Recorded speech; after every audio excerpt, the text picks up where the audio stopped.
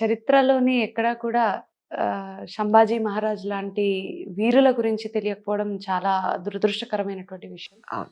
వాస్తవానికి చెప్పాలంటే భారతదేశంలోని ముఖ్యంగా భారతదేశపు స్వాతంత్ర సమరయోధులు కానివ్వండి, లేదా భారతదేశానికి ఉన్నటువంటి ఆహ్, దేశభక్తులు కానివ్వండి, వీరందరూ ఎందరో వీరులు, హ్మ్. పుణ్యాత్ములు, ఆహ్, ధీరులు ప్రాణాల్ని తృణప్రాయంగా అర్పించినటువంటి వారి గురించి చరిత్రలో ఈనాటి వరకు లేకపోవడం అన్నది చాలా దురదృష్టకరమైనటువంటి విషయం. రత్నాలు ఎన్నో ఉంటాయి, కానీ నాణ్యమైన రత్నం అతి తక్కువ ధరకే లభించే ఏకైక సంస్థ 6JVR. సౌత్ ఇండియాలోనే ద బెస్ట్ 6JVR.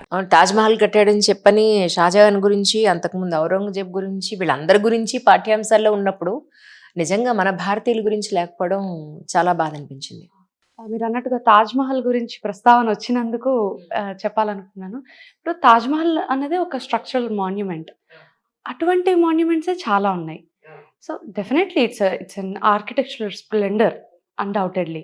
కానీ అటువంటి ఆర్కిటెక్చర్‌కి సంబంధించినటువంటి శిల్ప సంపద ఎన్నో ఆలయాలు కూడా మనకి భారతదేశంలో అప్పటికే కలిగి ఉన్నాయి. వీళ్ళు కూల్చేశారు.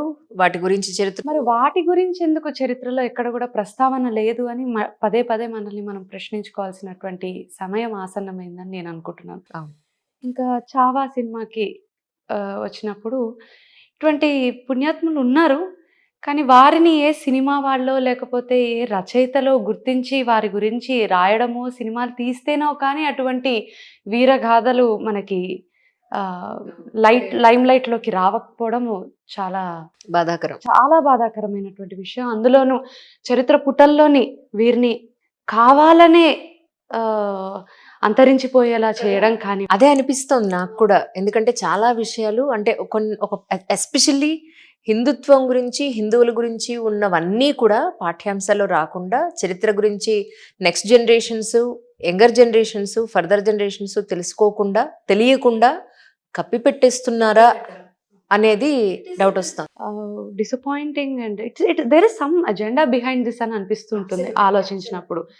సో అది పొలిటికల్ ఇంట్రెస్టా, లేకపోతే సోషల్ ఇంట్రెస్టా, కల్చరల్ ఇంట్రెస్టా, రిలీజియస్ ఇంట్రెస్టా, ఆ అజెండా వెనక ఉన్నటువంటి అంతరార్థం ఏంటి అన్నది కొంచెం డీకోడ్ చేయడం అందరికీ చాలా కష్టమైనటువంటి విషయమే. అవును. సో మనకి చూసుకున్నప్పుడు ఇట్లాంటి మన వీరులందరూ కూడా అటువంటి త్రోవకు చెందిన వారి సంభాజీ మహారాజ్ అనేటటువంటి ఒక రూలర్. సో సంభాజీ మహారాజ్ గారు ఛత్రపతి శివాజీ గారి యొక్క కుమారులు. ఛత్రపతి శివాజీ గారి గురించి కొద్దో గొప్పో అందరికి అవగాహన ఉంది. వారు ముఘలుల పైన దాడి చేయడం కానివ్వండి, లేదా రాయగఢ్ ఫోర్ట్‌ని వారు క్యాపిటల్‌గా పెట్టుకొని వారు అక్కడ రాజ్యాన్ని పరిపాలించారని కానివ్వండి, దేశభక్తి గురించి కానివ్వండి, హైందవి స్వరాజ్ అనేటటువంటి నినాదంతో వారు మరాఠా సామ్రాజ్యాన్ని స్థాపించడం, మరాఠా యోధుడు అని వారి పేరు వింటేనే మనకి అసలు నరనరాల్లోని ఒక పులకరింత కలుగుతూ ఉంటుంది. ఈ సినిమా వచ్చిన తర్వాత నేను యూట్యూబ్లో కొన్ని పాత సినిమాలు, నాగేశ్వరరావు గారు యంగ్గా ఉన్నప్పుడు శివాజీ గారు ఛత్రపతి శివాజీగా యాక్ట్ చేశారు. ఆ సినిమాలో వాళ్ళు ఒక టెంపుల్లో ఉండి అమ్మవారికి పూజ చేస్తూ ఉంటారు. పూజ చేస్తూ ఉంటే ఎవరో వారి మీద దండెత్తి వస్తారనమాట. ఆ టైంకి ఎగ్జాక్ట్లీ అదంతా ఇప్పుడు వస్తుంది. అంటే కొన్ని ఏళ్ల క్రితమే ఆ బ్లాక్ అండ్ వైట్ సినిమాలు అప్పుడే ఆ సినిమా వచ్చింది. కానీ అది మనకెవరికి తెలీదు. ఇంకా చాలా గమనించాల్సినటువంటి విషయం ఏంటంటే, ఛత్రపతి శివాజీ మహారాజ్ యొక్క పరాక్రమాల్ని, అంటే వారికి ఉన్నటువంటి ధీరత్వాన్ని, వారికి ఉన్నటువంటి వీరత్వాన్ని, వారికి ఉన్నటువంటి ఆ శూరత్వాన్ని చూపించడానికి మూగ వాళ్ళకి కూడా, డమ్ అండ్ డెఫ్ వారికి కూడా అర్థమయ్యేలా ఒక సినిమా వచ్చింది. అవునా? అది చాలా మందికి తెలియనటువంటి విషయం. ఎందుకంటే వారికి అర్థం కావు కదా కొన్ని పదాలు కానివ్వండి, లేదా వారికి కూడా అర్థం అవ్వాలని వారి గురించి, అంటే దేశభక్తి అనేటటువంటి ఒక ప్రస్తావన కలిగినప్పుడు ఎవ్వరూ కూడా ఛత్రపతి శివాజీ అనేటటువంటి వ్యక్తి గురించి మాట్లాడకుండా ఉండలేరు. సో అటువంటి మహోన్నతమైనటువంటి వ్యక్తి పైన ఒక మూగ వాళ్ళకు కూడా ఒక మూవీ రావడం అన్నది సైగ భాషలతోని అసలు అది అసాధారణమైనటువంటి విషయం. కరెక్ట్. సో అంత గొప్ప వీరుడికి జన్మించినటువంటి ప్రథమ పుత్రుడు ఈ సంభాజీ మహారాజ్. సో అసలు ఆయన గురించి ఎక్కడా కూడా కనీసం ఒక్క పేపర్ కూడా మనకి హిస్టరీలోని లేకుండా వారిని చరిత్ర పుటల్లోని భూస్థాపితం చేయడం అన్నది చాలా దౌర్భాగ్యమైనటువంటి విషయంగా మనం చెప్పుకోవాలి. ఈరోజు సినిమా వచ్చింది కాబట్టి మీరు నేను మాట్లాడుకుంటున్నాం. ఎన్నో వీడియోలు వారి గురించి వస్తున్నాయి. It's a good thing at the end of the day. So Sambhaji Maharaj గారు దాదాపుగా 140కి పైగా యుద్ధాల్ని చేయడం, ఆ 140 యుద్ధాల్లో కూడా వారు గెలుపుని పొందడం చాలా అభినందనీయమైనటువంటి విషయం. అందులోనూ సంభాజీ మహారాజ్ గారు వారు ఒక గొప్ప వీరులే కాదు, గొప్ప సాంస్కృతికవేత్త కూడా. వారు ఒక రచయిత.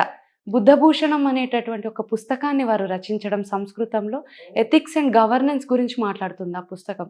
సో అటువంటి పుస్తకాల్ని వారు రచించడం, వారు ఒక కవి కూడా. చాలా చక్కటి కవిత్వాల్ని రాయడం, మనకు సినిమాలో కూడా అది కనిపిస్తూ ఉంటుంది అక్కడక్కడ. సో వారు అటువంటి కాంట్రిబ్యూషన్స్, లిటరరీ కాంట్రిబ్యూషన్స్ అండ్ ఇటువంటి వార్ఫేర్ కాంట్రిబ్యూషన్స్ అనేకమైనటువంటివి చేయడం, అందులోనూ వారు వీర మరణాన్ని 30 ఏళ్ల వయసులోనే పొందడం అనేది చాలా గమనించాల్సినటువంటి విషయం. ఎందుకంటే వారు మోసపూరితంగా దొరకబడతారు. అవును. దొరకబడినప్పుడు వారిని 40 రోజుల పాటు దగ్గరగా చాలా చిత్రవద చేసి, హింసించి చంపడానికి ప్రయత్నిస్తారు. వారు చంపడానికి గల కారణం వెనక దాదాపుగా సంభాజీ మహారాజ్ గారు 27 సంవత్సరాల పాటు ఔరంగజేబ్కి ఎక్కడా కూడా ఒక ఛాన్స్ ఇవ్వరు పరిపాలించడానికి. సో ఛత్రపతి శివాజీ గారు కూడా అంతే. అటువంటి ఛాన్స్ ఇవ్వడంతో ఆ వెంజన్స్తోని వీరు కన్వర్ట్ అవ్వడానికి చివరిలోని అవుతారా అని అడిగినప్పుడు, ప్రశ్నించినప్పుడు అది ఎట్టి పరిస్థితిలో కాదు అని వీరు నిక్కచ్చిగా చెప్పినప్పుడు వారిని చాలా అతి క్రూరంగా చంపడం జరుగుతుంది. మొదట వారి శరీరంలో ఉన్నటువంటి స్కిన్ని తీసేయడం, దానిపైన ఉప్పు జల్లడం, ఆ మరుసటి రోజున కళ్ళు తీసేయడం, ఆ తర్వాత వారికి నాలుకను తీసేయడం. ఇంకా మనకు చెప్పాలంటే మూవీలో చూపించలేదు. అవును. నిజంగా చెప్పాలంటే కళ్ళ ముందే వారికి రోజుకొక పార్ట్ని కోసేస్తూ ఉండడం, ఆ పార్ట్స్ని అక్కడ ఉన్నటువంటి కుక్కలు వచ్చి తినడం.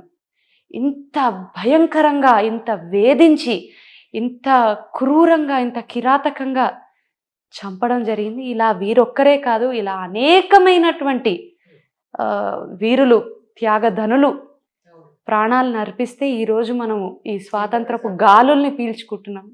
లేకపోతే అటువంటి వీరులు కానీ త్యాగాలు చెయ్యకపోయి ఉండుంటే ఈనాటికి మనది ఒక్కసారి ఊహించుకున్నటువంటి బానిసపు జీవితాలు ఎలా ఉంటాయో ఊహించుకోండి.